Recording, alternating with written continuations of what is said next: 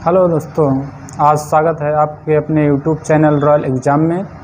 आज हम लोग गोलीय अवतल दर्पण की सहायता से यूबीएफ में संबंध सूत्र का निगमन करेंगे, जो हाई स्कूल और 12th के बेस पे इम्पॉर्टेंट टॉपिक है, जिससे न्यूमेरिकल बनते हैं, हर बार पेपर में पूछा जाता है और इसके बारे में आज हम लोग अच्छे से सीखेंगे।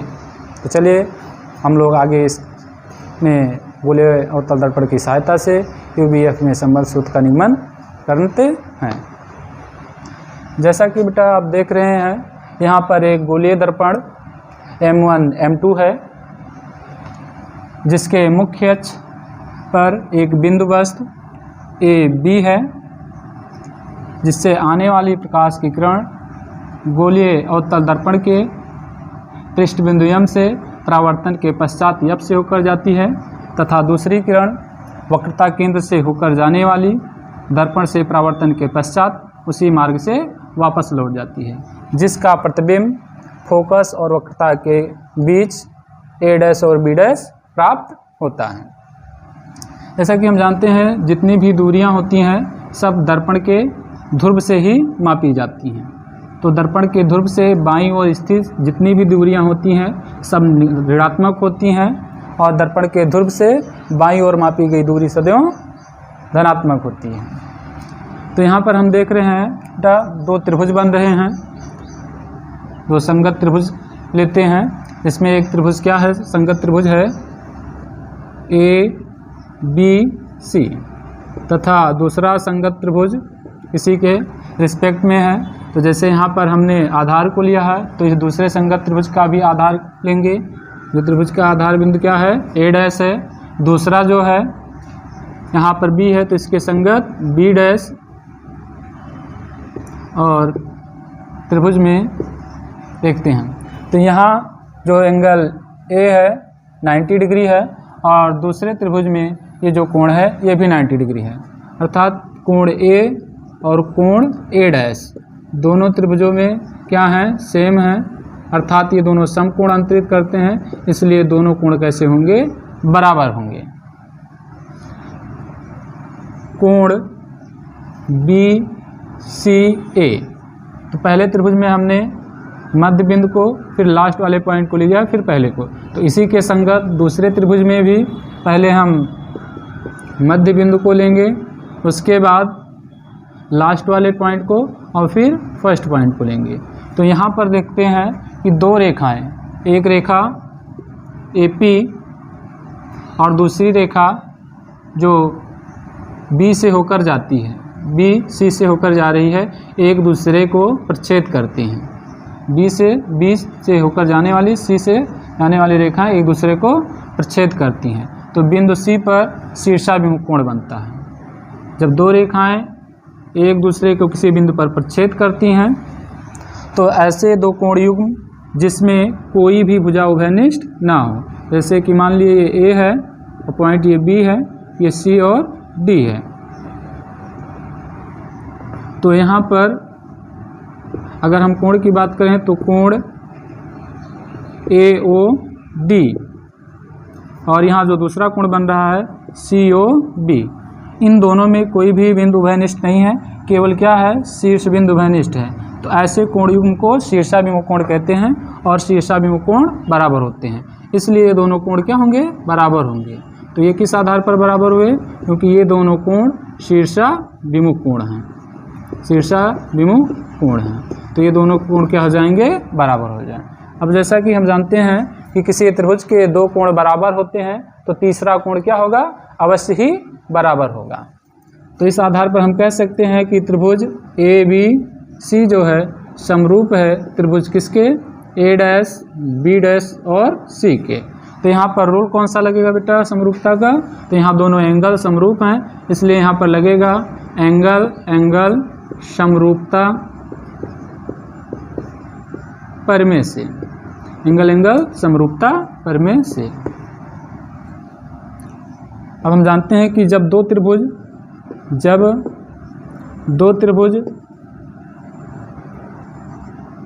समरूप होते हैं तो इनकी संगत भुजाओं के अनुपात बराबर होते हैं। संगत भुजाओं के अनुपात बराबर होते हैं।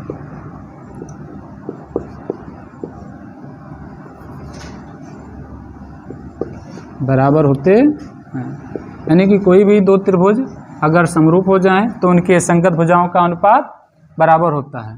तो पहले त्रिभुज में ए बी भुजा, जिसके संगत दूसरे त्रिभुज की भुजा जो है वो ए डैश बी डैश है, और पहले त्रिभुज की आधार रेखा ए सी, तो ए सी के संगत दूसरे त्रिभुज में जो भुजा है वो ए डैश सी है।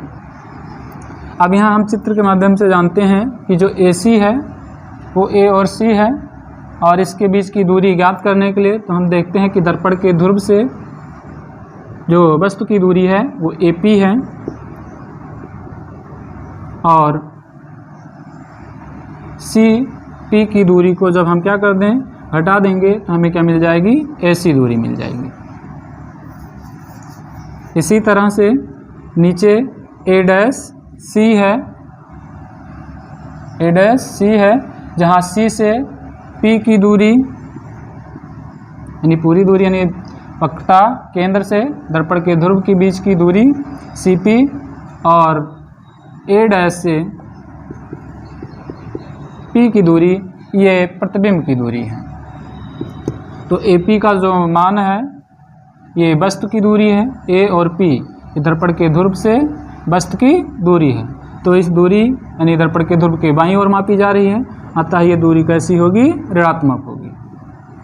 माइनस सी पी, सी से पी, ये वक्रता त्रिज्या है, वक्रता त्रिज्या को आर से रिप्रेजेंट करते हैं, और वक्रता त्रिज्या जो होती है फोकस दूरी की 2 गुनी होती है, इसलिए यहाँ पर क्या यूज किया जाएगा, -2f। नीचे सी पी है, तो जो यहाँ पर है वही दूरी यहाँ पर भी हो जाएगी।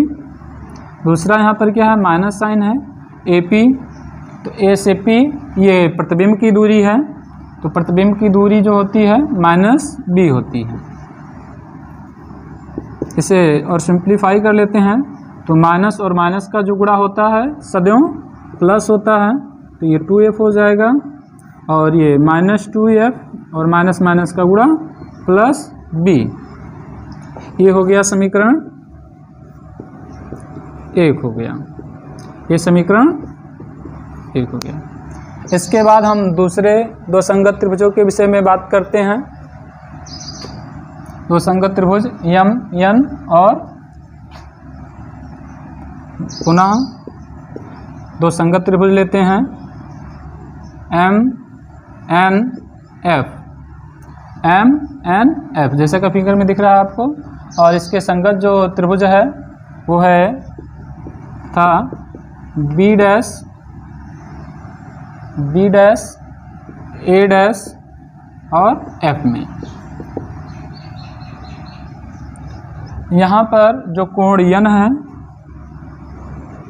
और दूसरे त्रिभुज में इसके संगत जो कोण ए डैश है, दोनों 90 डिग्री हैं, अर्थात समकोण है, समकोण है, इसलिए दोनों कोण क्या होंगे, बराबर होंगे।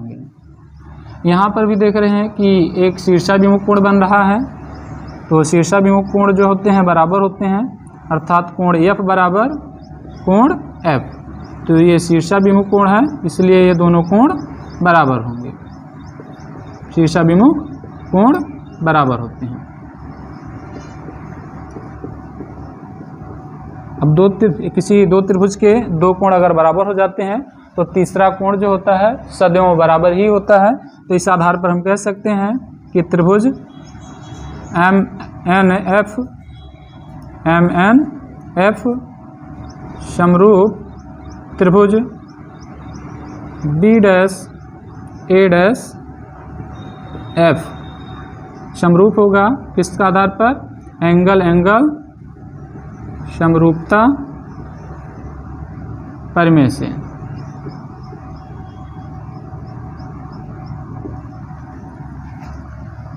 कि दो एंगल यानी दो त्रिभुज समरूप हो गए। तो जब दो त्रिभुज समरूप होते हैं तो उनके संगत भुजाओं का अनुपात भी बराबर होता है। तो इस आधार पर हम कह सकते हैं कि MN upon A dash B dash जो होगा बराबर होगा किसके, NF upon A dash F की। जब दर्पण का द्वारक छोटा होता है, क्योंकि जब दर्पण का द्वारक छोटा होता है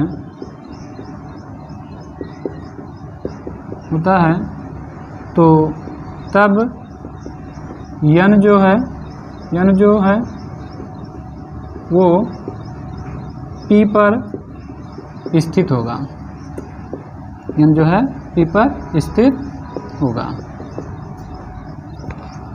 तो इस आधार पर जो NF है वो सिमिलर हो जाएगा किसके, NF similar PF upon A dash F। तो PF बराबर PF upon A dash F। PF equal to minus F, PF equal to minus F होगा और यहाँ A डैश F दिया गया है। तो हम यहाँ पर देखते हैं कहाँ स्थित है, तो A से F इसके बीच की हमें दूरी चाहिए। तो हमें पता है कि A से P की दूरी टोटल जो है वो B है। तो इसे हम लिख सकते हैं A डैश P और यहाँ से FP की दूरी को हम सब्सट्रैक्ट कर देते हैं तो हमें A डैश F मिल जाएगा। तो हम क्या कहेंगे, माइनस P F की दूरी जो है PF हो जाएगा। तो minus F upon A dash P, ये प्रतिबिंब की दूरी है तो माइनस भी हो जाएगा माइनस, और PF जो है वो फोकस दूरी है तो ये माइनस F हो जाएगा।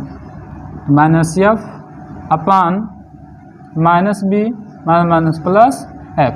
तो हम जब मूल्य क्या हमको MN upon A dash B dash equal to minus F upon minus B plus F। ये इक्वेशन सेकेंड हो गया।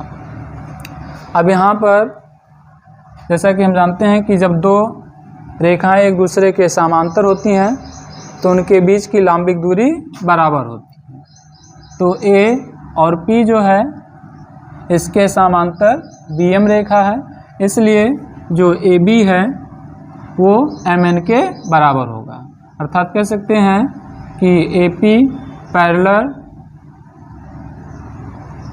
BM, इसलिए MN बराबर AB होगा।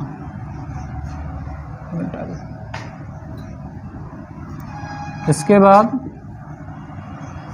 अब MN की जगह पे हम AB का यूज़ कर सकते हैं, तो लिख सकते हैं AB upon A dash B dash और मिला क्या हमको minus F upon minus B plus F, समीकरण थर्ड। तो समीकरण 1 क्यों 2 से, समीकरण 1 क्यों 3 से, समीकरण 1 क्यों 3 से। तो यहाँ पर हम देखते हैं कि समीकरण 1 में जो है AB upon A dash B dash और समीकरण 3 में भी AB upon A dash B dash है। तो एक साइड बराबर है तो दूसरा साइड भी इसका क्या होगा, बराबर होगा। तो समीकरण 1 क्यों 3 से minus U plus 2F upon minus 2F plus B equal to हो जाएगा minus F upon minus B plus F। दो फ्रैक्शन सेम होते हैं तो उनका हम क्या करते हैं, क्रॉस मल्टीप्लाई करते हैं। तो क्रॉस मल्टीप्लाई इसका करेंगे तो क्या हो जाएगा इसमें जितने टर्म हैं इन दोनों टर्मों का गुणा इन दोनों टर्म में क्या होगा, एक एक बार किया जाएगा। तो पहले हम माइनस यू का गुणा इन दोनों पदों में कर देते हैं। तो माइनस यू का गुणा माइनस में बी में होगा तो यू बी हो जाएगा, और माइनस यू का गुणा एफ में होगा तो माइनस यू एफ हो जाएगा।